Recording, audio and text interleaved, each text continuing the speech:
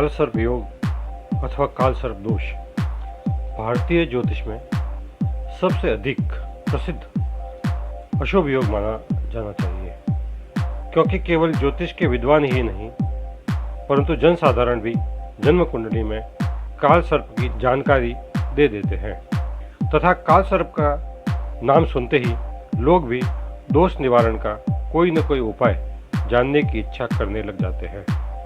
एक ऐसा विषय जिस पर अनेक विद्वान अपने विचार कई बार व्यक्त कर चुके हो, पर चर्चा करना कुछ अटपटा अवश्य है, परंतु कुछ अनजाने तथ्य बताना भी इसके महत्व को और बढ़ा देता है। काल सर्प दोष या योग की अशुभता को मानने वालों की तरह ही काल सर्प जैसे किसी योग अथवा दोष को सिरे से नकारने वालों की संख्या भी कम नहीं है।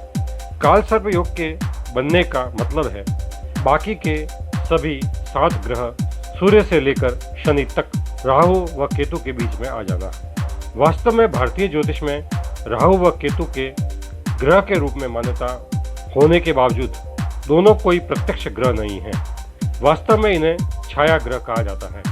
ये पृथ्वी के सूर्य के भ्रमण पथ के वे स्थान हैं जहां चंद्रमा का भ्रमण पथ पृथ्वी के भ्रमण पथ को काटता है। इसे ठीक से समझें। सूर्य के चारों तरफ घूमती पृथ्वी का भ्रमण पथ जिस स्थान पर पृथ्वी के चारों तरफ घूमते चंद्रमा के भ्रमण पथ द्वारा काटा जाता है, वह स्थान ये वही स्थान है जहां सूर्य अथवा चंद्र ग्रहण के समय सूर्य, चंद्रमा तथा पृथ्वी एक सीधी रेखा में आ जाते हैं।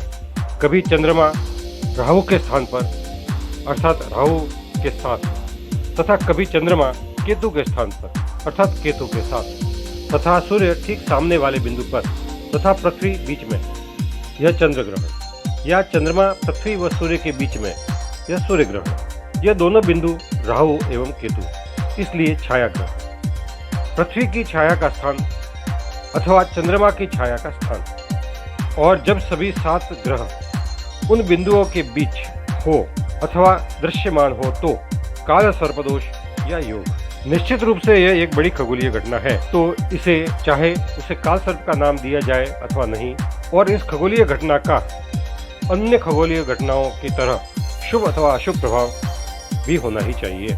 अधिकांश भारतीय ज्योतिषी इस खगोलीय घटना को एक अशुभ प्रभाव वाली घटना मानते हुए अशुभ काल सर्प दोष के नाम से पुकारने के समर्थक है। इसका नाम काल और सर्प मिलाकर काल सर्प। भारतीय कर्मकांड का ज्योतिष शास्त्र से घनिष्ठ संबंध है और कर्मकांड राहु के अधिदेवता काल नाम के देवता को मानता है तथा सर्प नाम के देवता को राहु के प्रतिनिधि देवता मानता है, और इन दोनों देवताओं के नाम को जोड़कर काल सर्प। राहु संबंधी दोष की शांति के लिए काल नाम के देवता तथा सर्प देवता का पूजन करवाया जाता है तथा काल के भी काल महाकाल अर्थात महादेव का पूजन अनुष्ठान भी करवाया जाना प्रचलित है। सर्प शांति के लिए भगवान शिव के गले में लिपटा सर्प या नाग का पूजन भी विधि पूर्वक होता है। सभी सर्पों के अधिपति वासुकी तथा सभी नागों के अधिपति अनंत के साथ साथ अन्य अनेक सर्पों व नागों के 12 अधिपतियों का भी पूजन किया जाता है।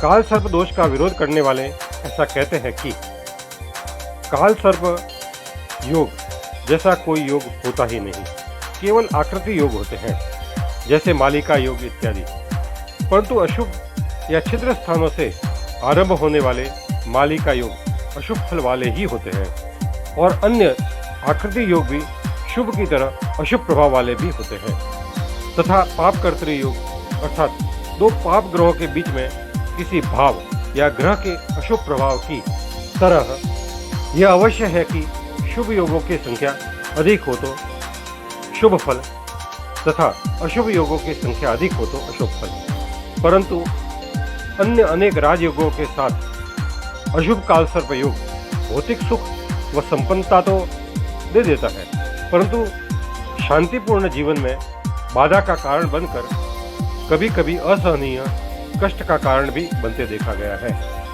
केवल काल सर्प योग की शांति करवाने से यह समझ लेना कि शांति करवा ली, कष्ट दूर हो ही जाने चाहिए, यह पूरी तरह सत्य नहीं है।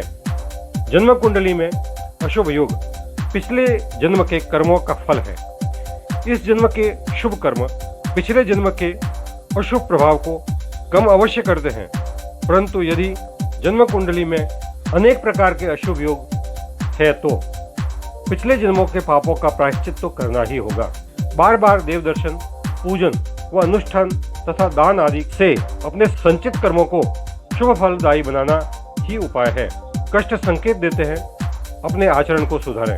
राहु व केतु के साथ साथ अन्य पीड़ादायक ग्रहों की शांति के उपाय भी करना लाभदायक रहेगा। इति शुभम कल्याणमस्तु।